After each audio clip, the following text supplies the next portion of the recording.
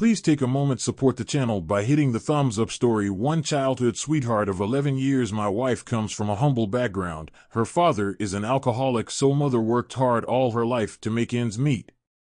I am from a more privileged background. All members in my family are PhDs. We were different, but when we met at 19, I was in love. She was my first serious relationship. For the first 6 years, we had a long-distance relationship as I was studying abroad. I moved back and we moved in together. 4 years later, we tied the knot. After about 1 year of marriage, I found out she had been having an affair with her boss at a major marketing firm with a senior partner. I also found out that before the marriage, she had a one-night stand with someone and she also met him for some dates. She also maybe got pregnant and asked this one-night stand for some cash. She says she had an affair with her boss because she enjoyed the perks and was getting on fast track for promotion.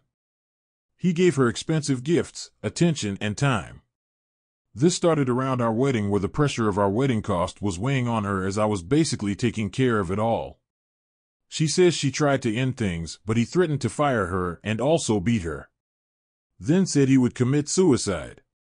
The physical violence was frequent with her boss. Her boss came to our home often and comes to many of our social engagements.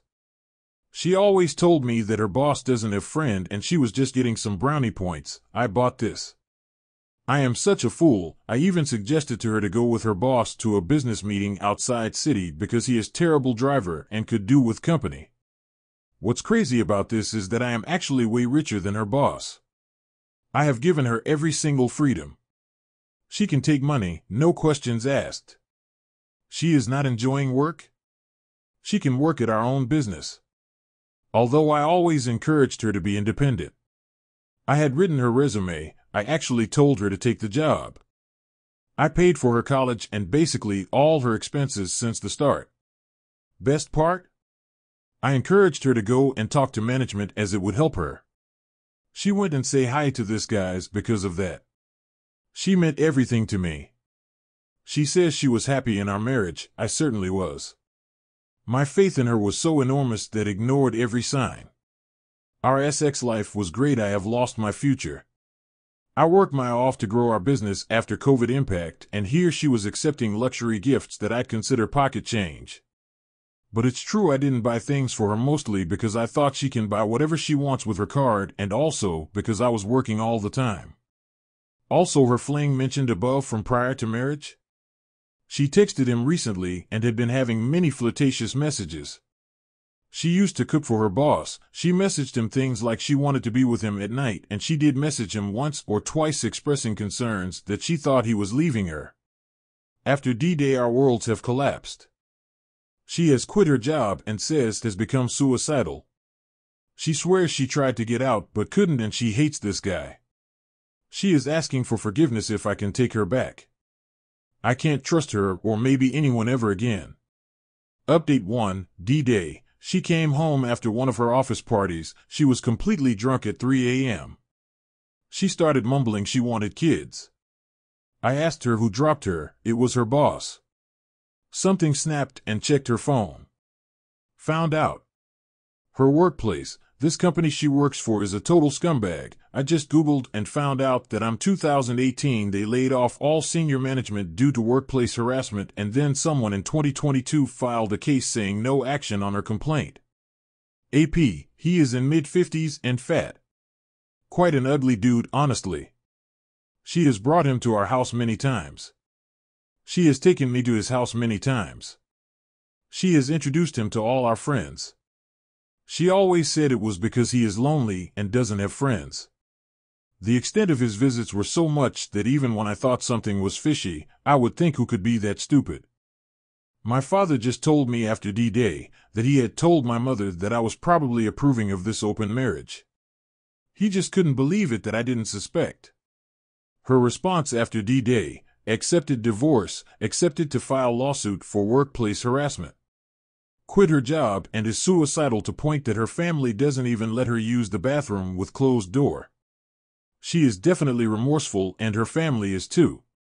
She apologizes to me on an hourly basis. Asks for forgiveness and chance to prove she can change. She is asking me what she can do to make up for this.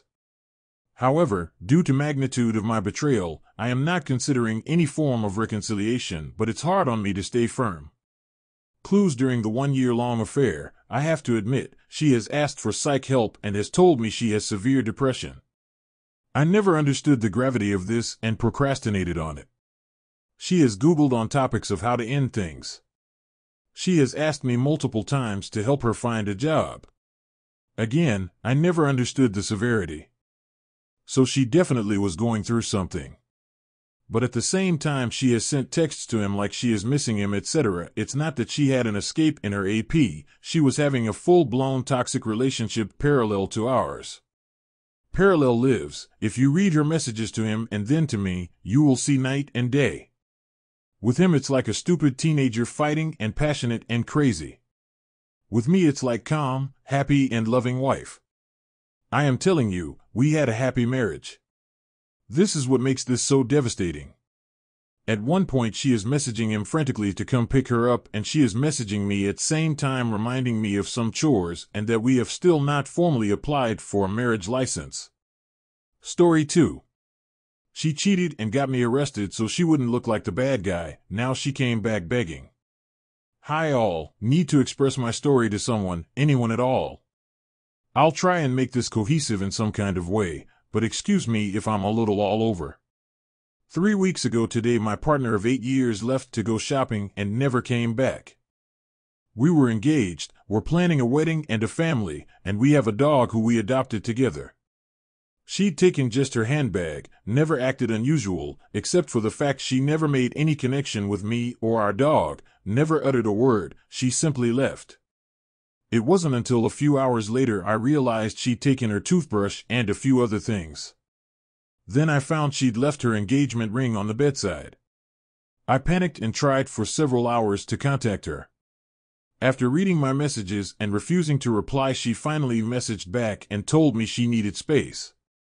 So I gave her space, although I messaged her frequently that evening and into the next day to try and understand what had happened. I acted out of panic, out of pain. These messages weren't angry, just pleading. I didn't know where she was, who she was with, or if she was even safe. She has a history of psychosis, and the only moment I could pinpoint in all of this was a few days earlier when she had broken down and wept in my arms and said she was struggling. So I looked after her that evening, cooked a meal, and we watched a show.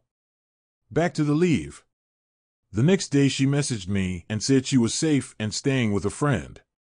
I was still concerned and asked who she was with, and she named one of her friends I knew of but wasn't in contact with myself. A few days later I'd still not heard anything. Then I realized she had blocked me entirely.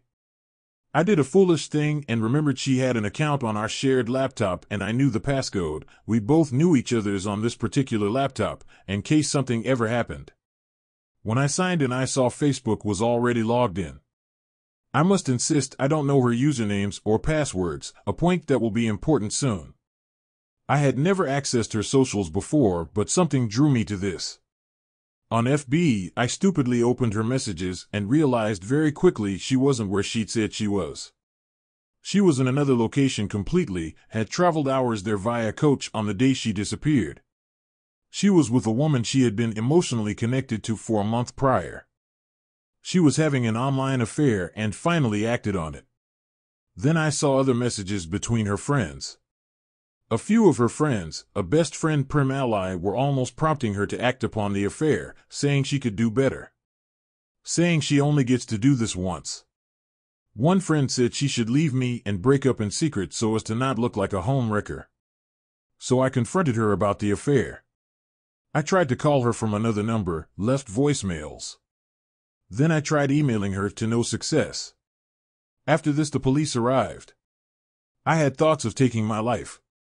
Who I thought was my soulmate, the woman I would spend my entire life with, the one I shared everything with, couldn't seem to care. She had abandoned me, our family, our home. I lost myself and ended up arrested in a drunken, emotional rage.